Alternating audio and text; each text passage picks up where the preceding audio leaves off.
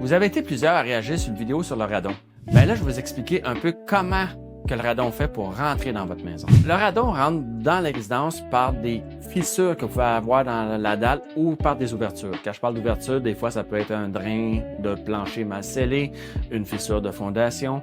Dans les plus vieilles maisons, on peut voir aussi une distance entre la dalle de béton et le mur de béton. Puis souvent, dans les anciennes résidences aussi, ce qu'on n'avait pas, c'était des pare-vapeurs sous la dalle de béton, ce qui peut nuire énormément aussi à la qualité d'air au niveau du radon. Le radon est la deuxième cause de décès au Canada pour le cancer du poumon.